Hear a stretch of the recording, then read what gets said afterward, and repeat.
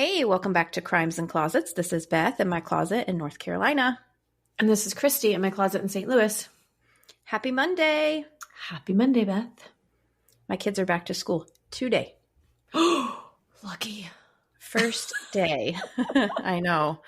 Except there's so much right before school and the first week of school and all that. Oh my gosh. I'm about to lose my mind. Yeah, I've been getting all of the back to school kind of emails, and they've just been getting shoved off and left unread because I haven't. And then I'm like, oh my gosh, I need to look at it because I got to get school supplies because we have 3 weeks. Well, from today, 2 weeks we start. But I'm like, it's going to come really fast. That's what I was just going to say. It's going to sneak up on you. And sports too, like all that kind of stuff. Anyway, it's just been ridiculous. And I'm so excited to be recording because I want to brain dump all of this information so that I can make room for something else for 5 minutes. I know. And that's what it is, 5 minutes, because then we're back to researching for another one. Yes. Oh my goodness. So yeah, we have Serial Killer September coming up next month. And so we do serial killers on your Monday feed. And then over on the Patreon, we do some survivor stories. So you get the little mix in there. It's like everyone's favorite month except us. There's a lot. It's a lot and it's heavy and, but we get it in there for you once a year because people really like serial killers. I have to tell you a funny story. So we do this thing on Instagram every now and then that's like Curiosity from the Closet, where we ask a question to you guys and see what you write in, and we just learn funny things about you. And I did one, was it last week or week before, that said, if you were in trouble, who would be the first person you would call? Oh gosh, I never answered that one because I usually try and answer them too because I was out of town and I just didn't. Anyway. But I did see those. Anyway. Okay. And the responses were funny. It was my mom, my sister. Somebody said my best friend because it probably means that she was right about something, which I thought was really funny. Anyway, cute little answers. And we share the answers so you can see. They're anonymous, but it's cute to do. And so I'm saying this to my husband, Wes. I'm like, who would you call? He said 911. And I was like, oh my gosh, duh. And he goes, I already put that for my emergency contact. I was like, what? And he was like, yeah, when you go to the doctor, you go to the hospital and you check in and they're like, who's your emergency contact? He puts 911. And I'm like, oh, that's so funny. He's like, no, I'm serious. That's literally what I put. I was like, kidding Wes, you have to put me or at least your dad or somebody like that. And he's like, what are you going to do? I don't want him to call you. You can't do anything. I want him to call an ambulance. Call the dang police. I'm like, dude, that's not the point. I was like, they're going to do that. They want to know, who do we contact to let know that an emergency has happened? Exactly. Exactly. And that's exactly what I told him. I'm like, this is why they do that. This is why it's on there, is so that a family member knows, so that I can come sit with you on your deathbed or whatever should the need arise, or bring you something. He's like, all right. I'll start putting you. Why do I in my head, I'm like, that is such a West thing to do. Isn't it though? Isn't it though? It is such a West thing. It was so funny because I thought he was joking. I'm like, that's so clever. That's so funny. And he's like, no, I'm dead serious. I literally put 911. Oh my gosh. I really can't wait to tell Emery that. Shows how much faith he has in me. He's like, what are you going to do? I don't want your help. I want a trained medical professional. Oh, buddy. Oh my God. Anyway, I've been holding that to tell you because I thought it was so funny. That is hilarious. That might be my favorite story ever told on here. Favorite West story, at least, right? Yeah, because I was going to say, wait a minute. The miles are Yeah, kid stuck in a tree story. Oh yeah, that was a good one too. Yeah, that was a good one too. Oh my gosh. Anyway. So anyway. Yeah. So there's that. Also, this case that I'm gonna do today, I didn't mention it in the episode, but there is a book on the case. And so I will be giving that book away. So come and find us over on the social so that you can enter to win that. We've had a couple people write in that have like missed giveaways and then hear about it later and are like, wait, I want to get a book too, or like the chance to get a book. So you really do have to follow us on Instagram or Facebook, and we only put it up for like a 48-hour period. So like you got to get on there quick and do what you need to do to enter, and then we'll do the drawing. And it's a lot of fun. We have been mailing out books left and right, which is great. People are really enjoying them. We're getting pictures of people who have read them, and they're passing them along to some other closet sisters. And so that's been really fun. So yes, there's a book for this one. So come and find us so that you can enter to win. All right. At some point this week.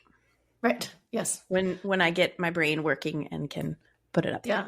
I feel like, and this is just totally like just in my head, because maybe that's not what happens, but I feel like we usually like post about the like story on a Monday, and then maybe the Tuesday is the giveaway, or like it's not, or like usually a Wednesday, so it's like Wednesday, Thursday, Friday, right? And then it's Friday we'll give it away. Usually Monday that we do it. No, the episode drops. So yeah, no, you gotta stay tuned over there so you catch it. Anyway, what do you have? Do you have anything? No. If I did, it exited my mind the minute I laughed at that West story. Yeah. Now everyone go update your emergency contact and make sure that it is something that makes sense. I don't know. I feel like check in with your partners to make sure that theirs makes sense. Yeah. I kind of almost want to, next time I go to the doctor, like write 911 and or like just the police and see if they say anything. Like, any specific police person? No, like no. Well, and then I could be like, no, the group, the police. Yeah. Got their number. Are they still alive? Probably not. I don't know. Yeah. Oh man. Anyway. All right. Well, I do have a case for you today. Alrighty, I'm ready. And okay, let's do that.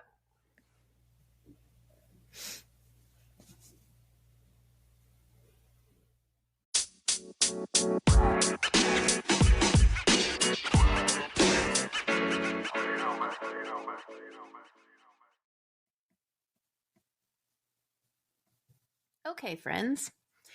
Today, we are going to be doing a case that was suggested by our listener, Lex, over on Instagram. Thanks, Lex. Yeah, let me tell you about Lex. Lex lives in Wetumpka. Oh, that's the one. Wetumpka, Alabama. So she mentioned recently that she listened to our episode on Anna Caldwell that happened in Wetumpka. And so she was surprised by it because she said nobody covers cases from there. Okay. Yeah. This case is not in Wetumpka, however. So for today's case, we're actually heading to Portland. Maine or Oregon? Oregon. Okay. The Portland you were just in.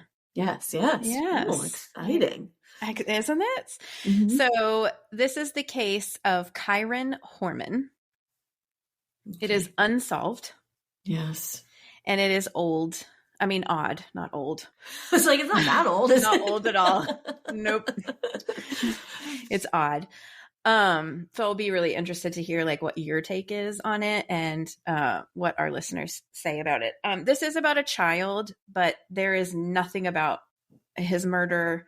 So like if you don't like a child case, but still want to listen, this is a good one because nothing graphic in any way is going to be happening today. Okay. So Kyron Richard Horman was born on September 9th of 2002 in Portland. This makes him a Virgo. So Virgos are very detail-oriented, very analytical. They're smart cookies. This is just random, but I think the other case, which is probably not too far off of this one, wasn't that person a Virgo too? Is it weird that we both had Virgo cases? August 30th. You said September 9th, right? That's a Virgo. Yeah, Wow. Virgos. Isn't that weird? Weird? Yeah. Sorry. The stars aligned. So Kyron's parents are Kane Horman and Desiree Young. The names in this case are so fun, by the way. Like Kane, cool name. Kyron, cool name. Desiree, pretty name. Yes, all different. They're not just like the typical John. Right. Yeah. Exactly. Mm-hmm. So Kane and Desiree got married in 2000. And at that time, Desiree had a 2-year-old son from a previous relationship. So they became a blended family. Desiree got pregnant with Kyron in 2002, but when she was 8 months pregnant, Kane and Desiree divorced. Oh, that's unfortunate. Yeah. Yes, she was very pregnant. I do not know the reason why they divorced, but I'm going to tell you this and we can deduce. Okay. Kane met another woman named Terry around that same time, and basically as Desiree moved out, Terry moved in. Yeah. Okay. So Terry also had an older son from a previous marriage. So they got together in 2002 and lived together, but they didn't get married until 2007. Okay. Oh, so he married Terry. Okay. He married Terry. Yes. So they got married in 2007, and then in 2008 they had a daughter who her name was Kiara, which is also a cool name. Gosh, I mean, I feel bad for Terry. Yeah, it's true. I know, right? Don't feel bad for Terry. Okay. Terry was a former bodybuilder, by the way. Oh. Just a little fun fact. Like competitive bodybuilder. She wasn't bad either, I will say. So Desiree and Kane shared custody of Kyron. So they both had like joint custody of him until 2004. In 2004, Desiree was diagnosed with a very serious kidney disease that required some pretty extensive treatment. So Kane agreed to take on primary custody of Kyron to like help her out because she was sick. Right. So Kyron lived primarily with Kane and Terry. And eventually Desiree also remarried a man named Michael Young, and they moved about 4.5 hours away to Medford, Oregon, so south. Desiree was a huge part of Kyron's life. She spoke to him on the phone every single day and had regular weekend visits with him. So he would come the 4.5 hours, spend the weekend with her and her husband and her older son. Like, she was an involved mom. Terry was also a very involved stepmom. She stayed at home with her kids. So she was at home. She had an older son, remember, and then Kyron, and then the baby girl. She volunteered at school. She participated in all the school sports functions. Like, she was just a normal, very involved mother. She loved all kids. And from all accounts, she treated Kyron like her own son. And she was a great mom. Kyron was cute. He was so cute, little nugget.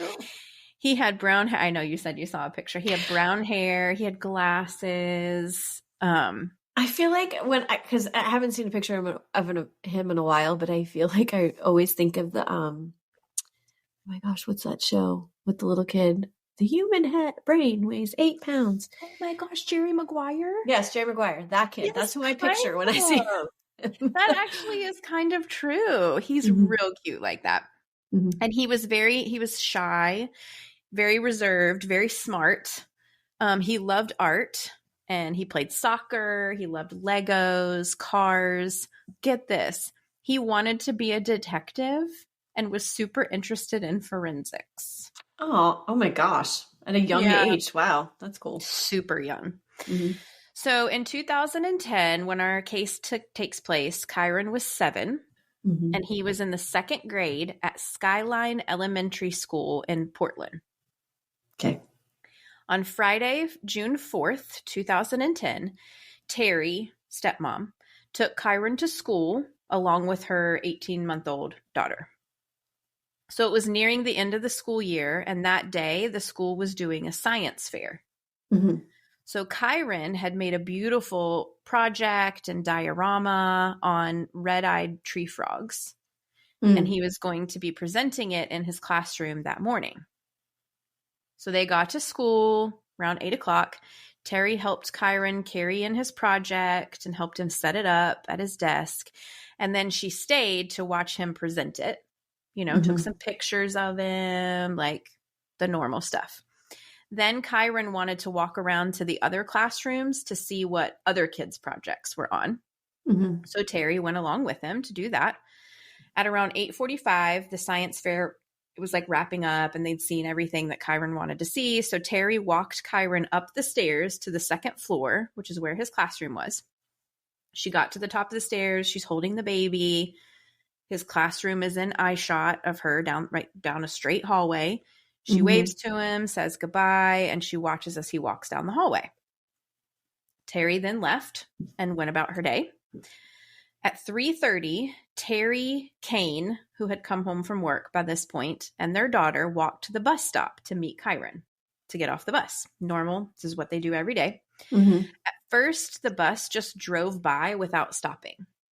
But then it stopped and turned around and came back, and the bus driver was confused to see them because he told them that Kyron wasn't on the bus that afternoon. So he was like, "What are you guys doing here?" They said, "Well, we're waiting for Kyron." And he was like, "Well, I don't have Kyron. He's not here today." So they called the school to see if Kyron had just missed the bus. Kyron's teacher told them that he had been absent all day after the science fair. Oh, I was like, all day? Didn't he present and then walk around? So the way that they had it that morning was the science fair was from like 8 to 9.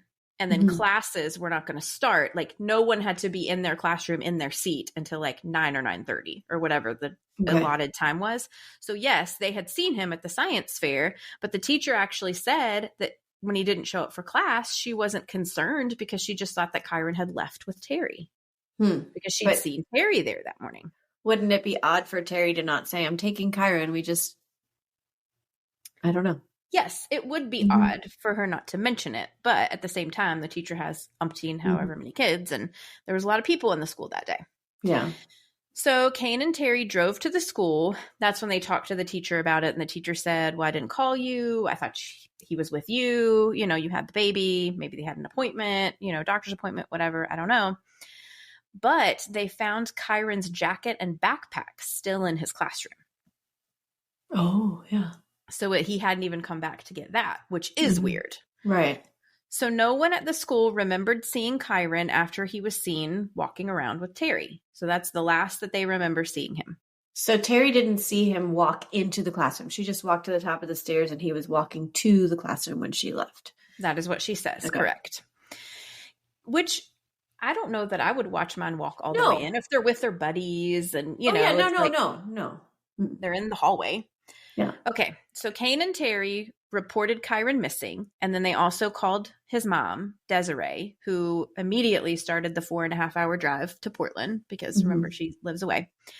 So because there had been a science fair going on at the school, there were a lot of extra people coming in and out of the building, parents, grandparents, family friends, siblings. It wasn't a normal morning. It was actually estimated that there were about 400 extra people in the school that day. Oh, wow. Like not all at one time, but just like, coming and going. And because it was an event, the normal like signing in protocol wasn't being done. Like the school was just open. So this was very alarming to police. So they were wondering if maybe he had wandered out of the school alone, like unnoticed, or if someone had come into the building and taken him.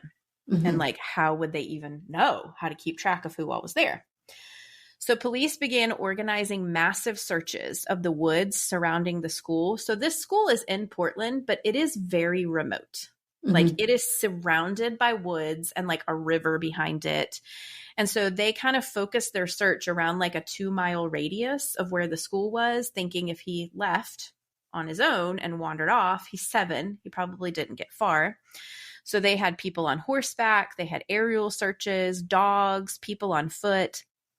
They made statements to the public requesting any information about anyone who may have seen Kyron in the building. Who was he with? Was he leaving?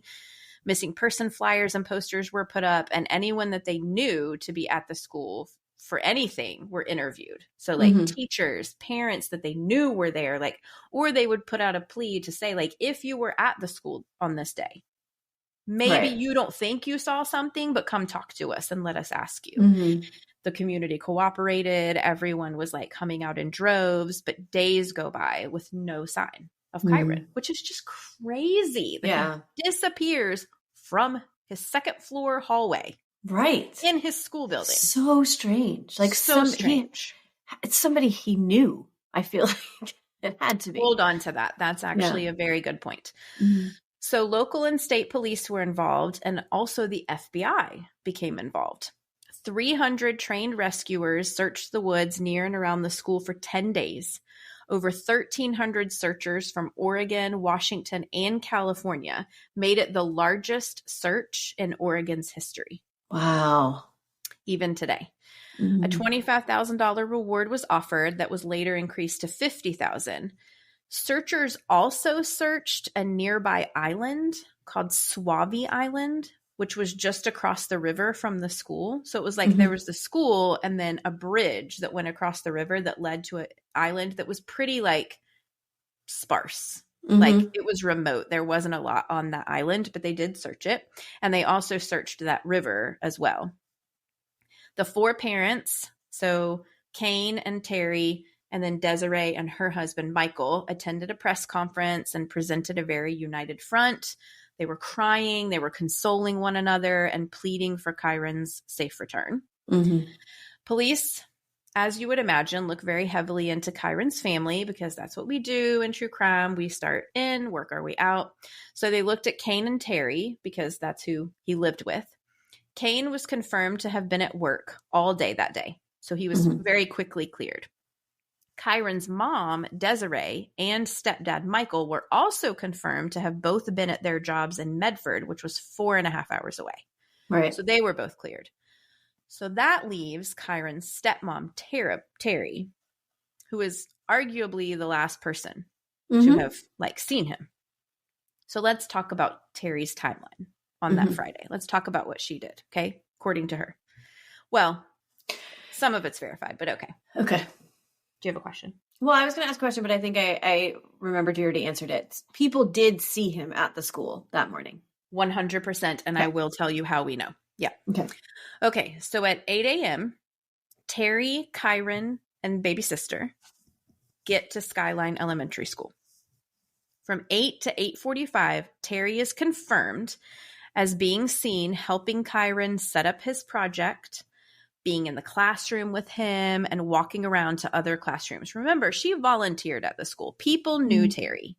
So it wouldn't be like a mom that's never shown up at the school. Like, she had friends at the school. She knew people. She also had photos that she had taken of Kyron in his class on her phone. She left the school at 8:45 with her daughter, with the baby, and went to a Fred Meyer's grocery store to pick up a few things. So she left at 9:20. Her and the baby were seen on CCTV footage. No Kyron. And she had a time-stamped receipt of the items that she purchased. Okay. So one of the things that she was trying to get from the store was some Motrin or ibuprofen for her daughter because she had an ear infection, but that Fred Meyer's was out of that medication. So she went to another Fred Meyer's location and bought that medicine. Again, she's seen on CCTV with the baby, and she has a receipt for the medicine that is time-stamped. No Kyron. At 9:40, she dropped off some dry cleaning, which is confirmed by the dry cleaning people.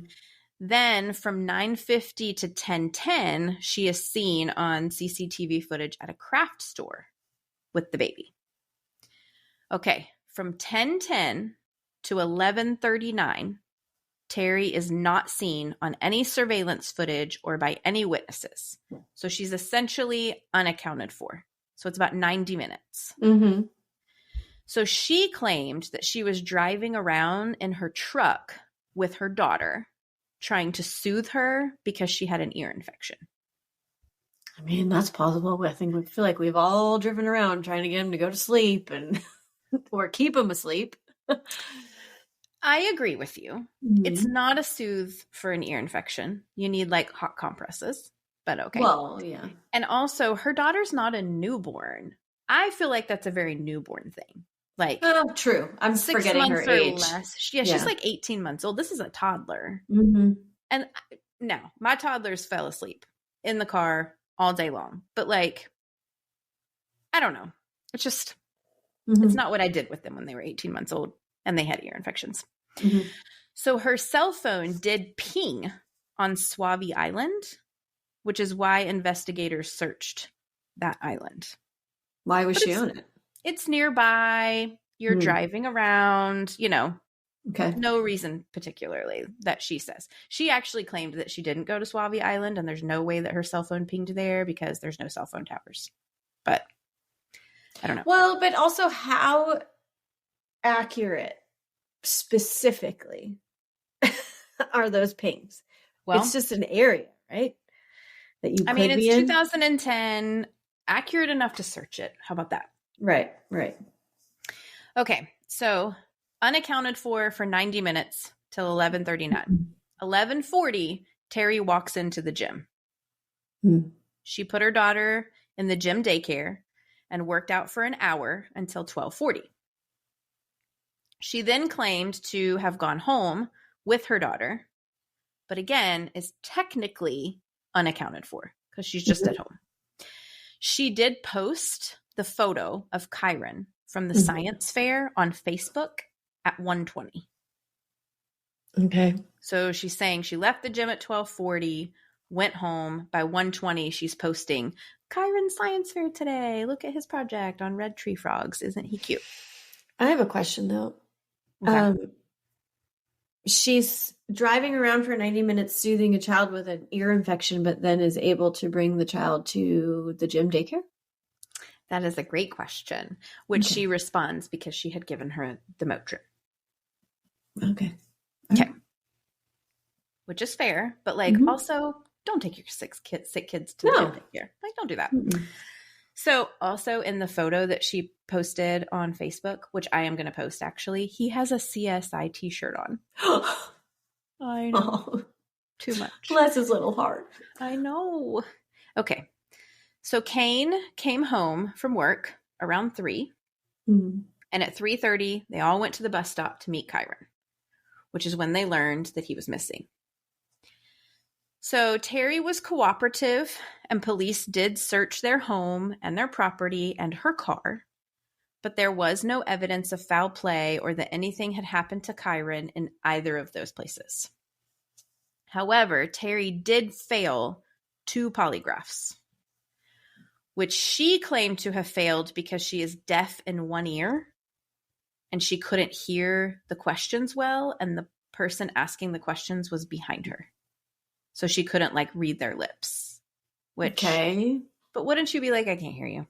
Right. Why would that make you nervous? Because that's something you're dealing with in your life in general. And that's not, because isn't that what it picks up on is nerves and. Right. Yeah. Heart rate, blood pressure. Yeah. Right. Physiological response. Yes. Okay. All right. Then in late June. So a couple weeks after Kyron disappeared, police get a bomb dropped on them. So a landscaper named Rudy came forward. So he claimed that he had been doing some work at Kane and Terry's property, and that in January of 2010, which is 5 months before Kyron's disappearance, Terry had approached him and asked him to help her kill her husband. He said that she offered him a lot of money to do it.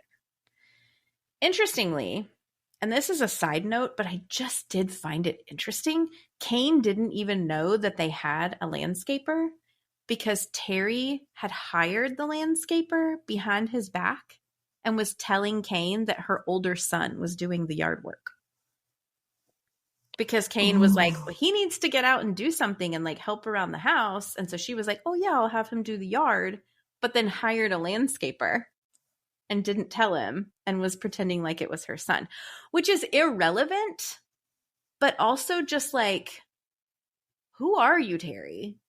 Like, that's a weird thing to do. Yeah. In my opinion. Even if you're just trying to help your kid out and like, oh yeah, you're doing the yard work. Just tell him you're doing the yard work. Still shady. Do the yard work. He was like a teenager.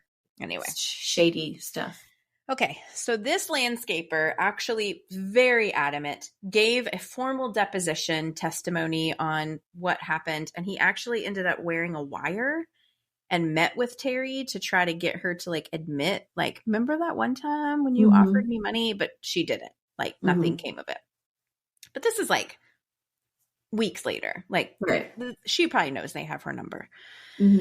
So Terry denied that she ever offered anybody money to kill Kane, that she didn't want Kane killed. She didn't want him dead. But something in Kane believed this.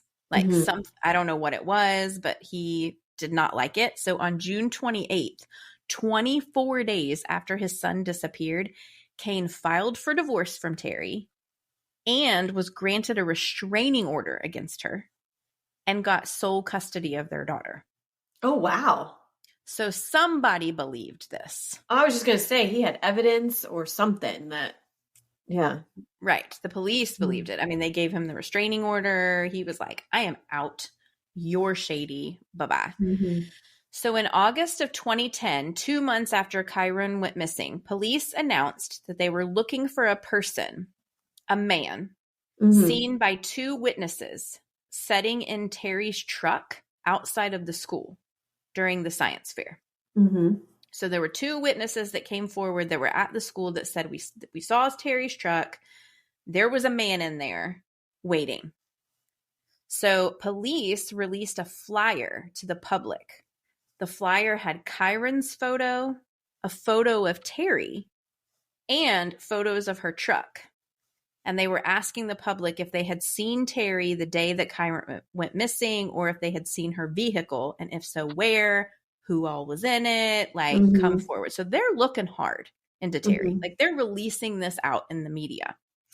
So this man that people saw never came forward and was never identified. So we don't actually know if there was a person in her truck or who it was or anything like that. So at that point, once this flyer was released with her photo and her vehicle on it, she became uncooperative with police at that point. They asked her to do another polygraph test because at that point she had said, well, I failed because I couldn't hear. So they were like, okay, we can fix it. Come back in. She refused. She was done.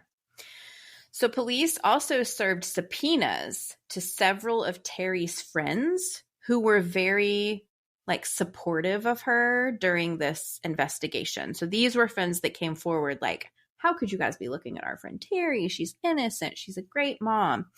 So one of these friends, her name was Dee Dee, she actually left work abruptly on the morning that Kyron went missing and was gone for about 90 minutes with no explanation. That same friend also helped Terry purchase a burner phone after Kyron went missing for reasons that we do not know. What do you need a burner phone for? Exactly. Like, I wouldn't even know where to go to get one, to be honest. Well, I don't know either. I was about to say the gas station. I don't really Circle K. I don't really know if that's true, but seriously, like, anyway. Yeah, I don't know. And why you would need help getting one? Yeah. Again, I don't know. So I will say this person was questioned by police for 3 hours. She was very cooperative. She allowed police to search her home and her car. Nothing came of that. But she did later refuse to cooperate when they asked her to give a formal deposition about her whereabouts on that day. Okay. So just a loose connection there. So by November of 2010, so this is months after Kyron went missing, the search efforts had brought in over 4,000 tips, and it was estimated to cost $1.4 million. Wow. So that's how hard they went to try to find this kid. So a Facebook group was set up called Find Kyron Horman. It's very active still today. You do have to join it. So you have to be accepted into the group. We are. Just so you know, if you want to go and scroll that. There's also a website, bringkyronhome.org. Terry was never officially listed as a suspect or even a person of interest, although it was pretty clear to everyone that she was like the target of something that law enforcement and the family believed. And they think that she was involved with Kyron's disappearance. Okay. So in 2012, so 2 years later, Desiree, Kyron's mom, filed a civil suit against Terry, claiming that she was responsible for Kyron's disappearance and that she kidnapped him, and urged the courts to require her to come forward with information about his whereabouts. And she asked for $10 million in damages. So we see this happen, these civil suits, when you can't press criminal charges, think OJ. Mm-hmm. Okay. So the civil suit was later dropped because evidence was needed to corroborate her claims. And at that time, the police's records were sealed because the investigation was still ongoing. So she really didn't have enough evidence to move forward. And Desiree didn't want to interfere with the investigation because ultimately her goal was to find Kyron. That was the most important thing. So she just dropped it and was like, look, I'm just going to let the police do their thing, but I want her to know she's on my radar and I'm coming for her. Okay. 2013. Desiree and Kane, mom and dad, went on the Dr. Phil show to get Kyron's story out there. Terry was also invited, but she refused to go. Okay. Both parents claimed that Terry was involved in some way and that she knew where their son was. They claimed that she was an alcoholic and that her and Kane's marriage was falling apart. She did have a DUI charge and child endangerment because her older son was in the car when she was pulled over with a DUI. Not that means she's an alcoholic. She might have made a bad decision that day, but just it's information that's out there. So they speculate that Terry was angry at Kane and that she did something to Kyron to punish him in some way. There were whispers of an affair. Who's the guy in her car? No. There were whispers of Kane having an affair. Okay. And that possibly Terry suspected it or was aware of it or had found out. This has never been corroborated, and Kane says no. I was not cheating on her. But that is part of their speculation, that she thought that. She was angry and she was trying to punish Kane, so she did something to Kyron.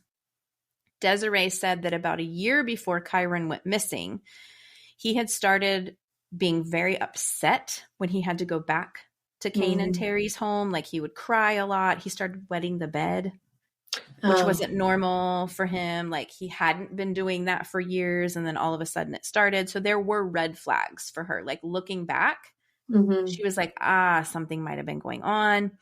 So Kane denies knowing of any abuse that was going on in their home, but he did say that he thought that Terry was an alcoholic, that she would be passed out sometimes, and that his kids would just be like he'd come home and they would just be, she'd be asleep on the couch and they'd be running around.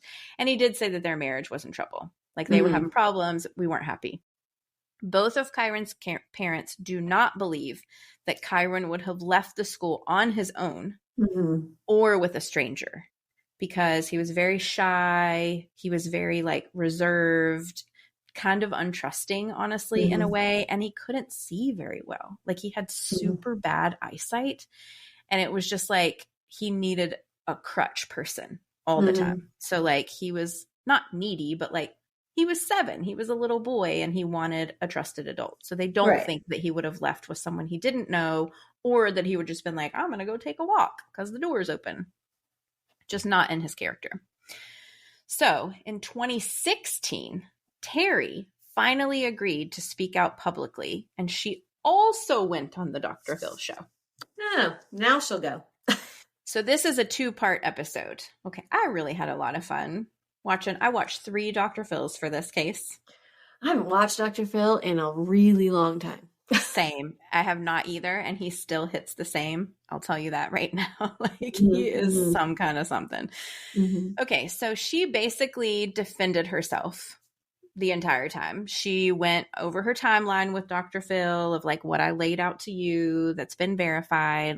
There's no way I could have had Kyron with me. I left the school. I immediately went to a grocery store. I immediately went to another one. It all makes sense, right? She explained why she failed the polygraphs. She's deaf in one ear. She got frustrated. And then she was like, I'm not going to take another one because you're after me. I'm done with you. She told him about the landscaper, and her justification for why he said that and why he went and did like a formal testimony deposition was because he was being threatened to speak out against her or he would be deported. So that somebody came to him and said, you're going to say that she told you this or we're going to deport you. Because that's what everyone does. Police do. Right? I mean, right. Yeah, it's right. Mm-hmm. She also told Dr. Phil that the reason that she became uncooperative with police was because that her attorneys advised her to stop speaking to police, stop speaking to the family, stop speaking to the media. Terry also claimed that the day before Kyron's disappearance, there had been a man in a white truck parked at a 7-Eleven. She also had a white truck, by the way. I just want to think, people are like, oh, we saw you in your white truck. So this man had a white truck. He was parked at a 7-Eleven store, not too far away. And he was acting very strangely and pacing around the parking lot for like an hour to the point where it got concerning and an employee from 7-Eleven approached him. And when he was approached, all he said was, where's the nearest school? And they told him Skyline Elementary, which was Kyron's school where he went missing from. Terry said that this lead was completely ignored and that police should have looked farther into it because it could have been a person who went into the school to like kidnap a kid. Okay. Police have never confirmed this lead, so I don't know about that. But again, their records are sealed, so we're not getting a lot of information from them. But they've never publicly said anything. They could have talked to this 7-Eleven employee to see if this conversation actually happened. Of course they could have, yeah. We just don't know. So in May of, So she says this is what happened. I believe he was kidnapped by a stranger from the school because there was a lot of things going on. Dr. Phil was like, he was Dr. Phil. He was not buying a thing she was selling. And at one point, while she was shaking her, like he was shaking her head, like she was saying some kind of explanation, and he was like shaking his head, like, girl, you got to be kidding me. And she goes, I know, you can't make this stuff up. And he goes, well, you sure can. Like, he basically told her, like, oh, Dr. Phil. So Terry cried a lot on the Dr. Phil show. She told them that Kyron was her son, and that she had lost her husband, she had lost her son, and she had lost her daughter and her reputation all at the same time. So she was like, I'm a victim of his disappearance as well. Yeah, no, you're not. Sorry. So in May of 2017, a secret grand jury panel was held to hear new evidence on Kyron's disappearance. What that evidence is has never been released. A month later, a search was conducted on a road called Skyline Boulevard, which I don't know this for sure, but I'm going to guess it's the road that the school is on because the school is Skyline Elementary, but I don't know. And we don't know why they searched it. But there's been no activity, very little activity, at least publicly, since that time. However, we do know that Kyron's case is still considered active and ongoing. Okay. Oh, it is. We have never found Kyron. That is just so crazy that he just disappeared without a trace. I mean, from his school. That's like the scariest. Like you send your kids to school and you're like, somebody's going to have eyes on them. Like they're accounted for. What? There's no CCTV. There wasn't any video footage from the school. None. I looked at that too. There was no cameras at the school. So Kyron's mom has started a nonprofit called the Kyron Horman Foundation. So this organization assists families with missing loved ones. They give searches, services, and education on how to quickly assemble and launch effective public awareness campaigns and how to partner with law enforcement and media and just like give counsel throughout search efforts and processes. They hold a charity event called Kyron's Car Show to help raise money for services for the family. Yeah. And for the missing loved ones.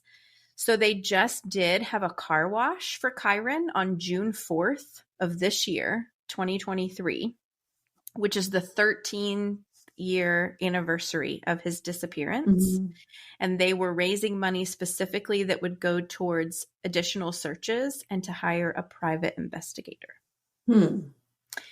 If Kyron were alive today, he would be 20 years old. Gosh. Age progression photos have been released of Kyron over the years, which I will post, as well as information on who you can contact if you have any information on Kyron's disappearance. I can't believe it's been that long, honestly. 13 years. Yeah. Terry, I looked her up because, I have to know what they're doing. Her name is Terry Vasquez now. You can find her. She doesn't speak publicly anymore and is like, I guess, just trying to move on with her life. But I think she was like pretty ostracized. And she doesn't have contact with after her kids or her daughter. No, so I do think that she does have contact with her daughter now, because she did eventually get like some type of custody back. I think at first it was like supervised visits, and then I guess it's probably 13 years. It's evolved, I'm sure. So I do think that she does have a relationship with her daughter, but I don't know that for sure. She's very quiet. She does not want to be bothered after the Dr. Phil show. It was, that Dr. Phil show was not a good look for her. Right. Oh man, I want to watch it. I mean, I'm going to say this. Okay. First of all, don't come at us innocent till proven guilty. And clearly you've never been listed as a suspect or a person of interest or any of that stuff. So, okay, there's that. Also, so he was at school with her. So if he left, he would presumably have left with her. She immediately went to another store within like minutes, and he wasn't with her. So where did he go? Yeah, no, I get that. She certainly wouldn't have had time to have killed him and stashed his body somewhere, or so another person that she hired or somehow coerced into helping her do something would be the only plausible explanation. Right. And she went to that store to have an alibi because she knew she'd be on CCTV, possibly. So there would have had to have been somebody else involved, in my opinion. Right. No, I agree, because unless she just like left him in the car, but I feel like then you might have a witness saying, I saw a kid in a car or he got out, there would just be too many like variables that would happen if she just left him in the car. That's true. And I do want to say that I think her car was also seen on some footage. Like maybe not every single place, but I feel like when I was watching a documentary, it did show her car like park. So like they could see in the car, and she, right. I don't know. Yeah. I just don't know where he is. And my heart, this mom, I'm going to tell you, the dad too, but like specifically the mom, she is a real champion for like, just in general. She just is. She's a really great lady. She's so vulnerable all the time that like you feel like you're sitting across the table from her when she is like talking about what this has done to her and how angry she is and heartbroken. And she's a great lady. And I think that she will never give up. Never. And I will say that I saw an interview of her, I think from this most recent car wash. And she basically was like, we're coming for you, Terry. Don't sleep. So she is not shy about who she believes is responsible and involved. Totally believes that Terry had some and it was like on the news. It was like a news person was interviewing her for like a segment on their local news station, and she like just blasted her out. So and the news didn't cut it. No. And she's not backing down. Wow. Like she wants her baby back. She wants to know where he is. What happened to him? Where is he? Why? Yes, I want to know. I know. I do. This sweet little boy who probably would have grown up to be an investigator. I know. Solving crimes. Yeah. The school is on Skyline Boulevard. Yeah.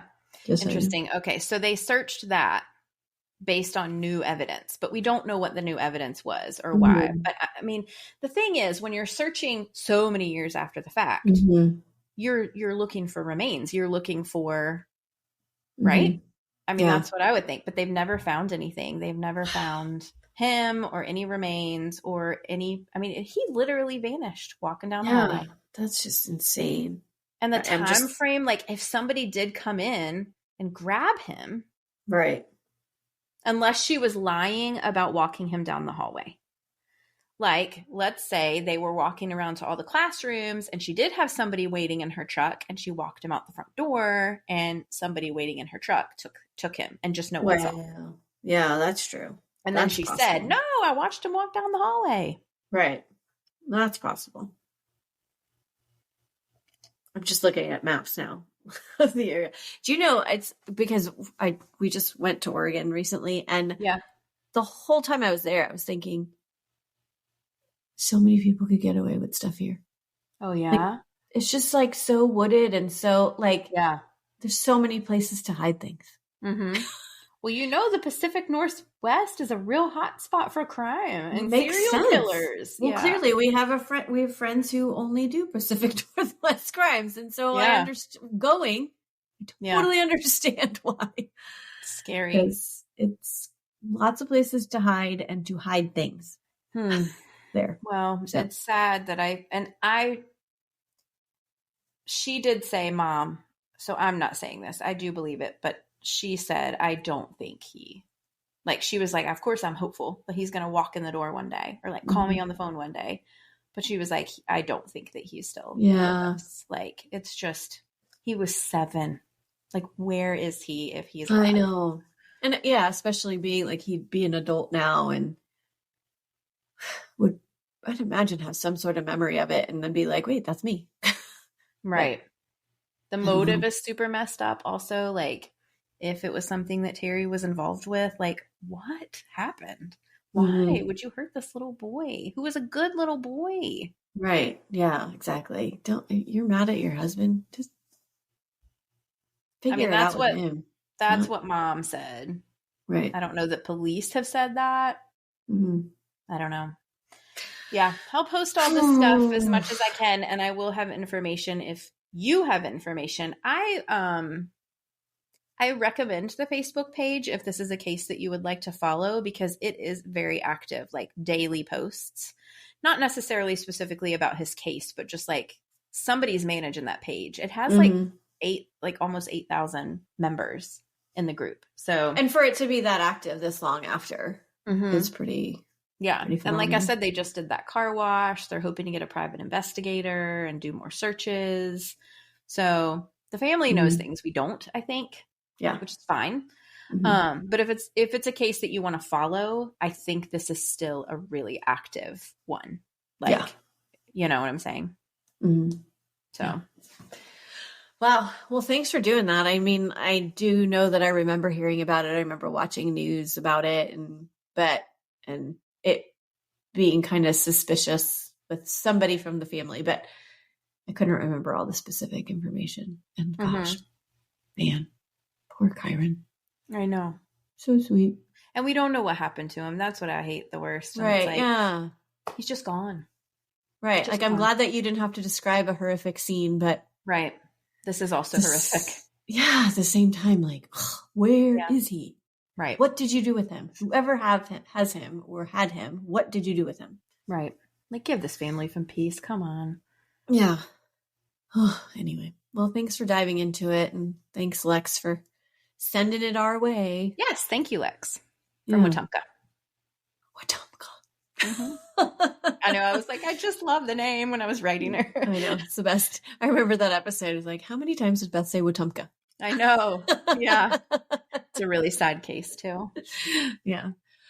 Oh gosh. Anyways, well, let us know what you think. What are your theories? What are you, I don't know. I just don't have, I hate the ones where you like, well, I hate the unsolved ones because clearly like solved ones, we know what happened. We know why you did Justice it. We was know how served. you did it. Justice was served. Somebody's in jail. These ones that you don't know, it's like, what happened? You feel the heartbreak, you know, for the family. Like you feel it. It becomes a part of you. Right. It's like one of those ones that like changes your fabric, I feel like. Yeah. Yeah. Well, anyways, come check us out on social media. Check out the stuff that Beth will post about this case. And come find us over on Patreon. We've got a bunch of episodes. If you have a boring summer going on, you need something to listen to, there's several dozen. Not boring things over there. Not boring things over there. And when is this one dropping again? You're so good at that. We're in August. I closed my calendar. August 7th. Happy August 7th. Well, so you heard some snippets of things in the past that you might be interested in. So come check us out over on Patreon. Get to know us a little bit better. And just always remember, the world is scary. People suck. Hide in your closets.